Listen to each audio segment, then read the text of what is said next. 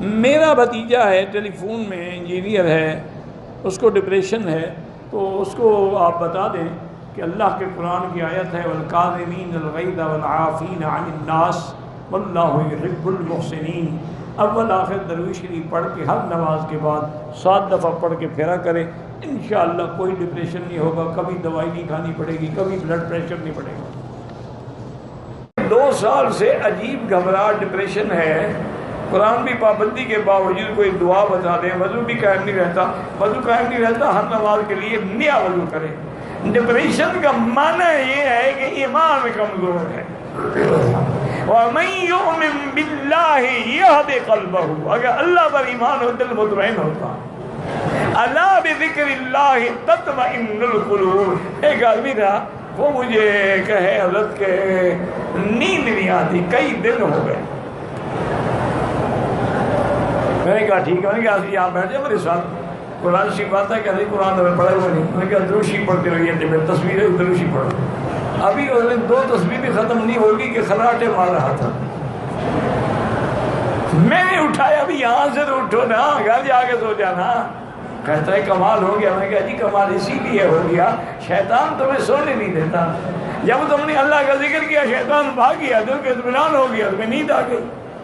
شیطان تمہیں فلمیں دکھاتا ہے، خواب دکھلاتا ہے، لڑکیوں کی جھلکیاں دکھلاتا ہے، میک اپ سنگار دکھاتا ہے، کہاں سے نیند آئے گی؟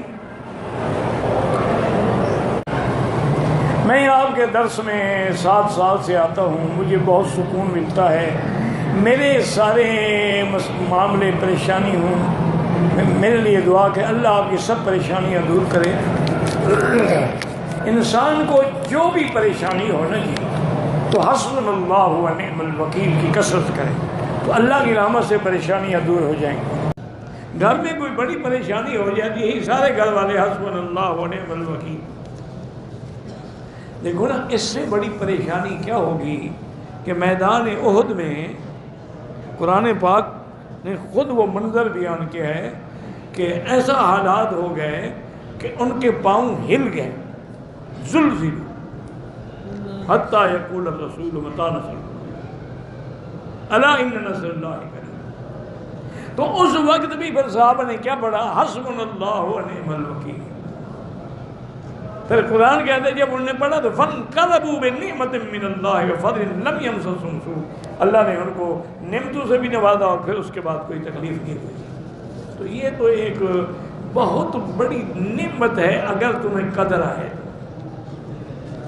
بعض اللہ والوں نے کتاب لکھی ہے القول الجمیل فی فضل حسبنا اللہ و نعم الوکیل، کہ اس کے پڑھنے کے کیا کیا فائدے ہیں۔ لیکن شرط یہی ہے میرے بھائی کہ جب پڑھو نا تو تنہائی میں اکیلے بیٹھ کے پورے یقین اور پورے اللہ پہ ذات کی طرف تصور کر کے پڑھیں، انشاءاللہ پھر دیکھیں مصیبتیں اڑ جائیں گی۔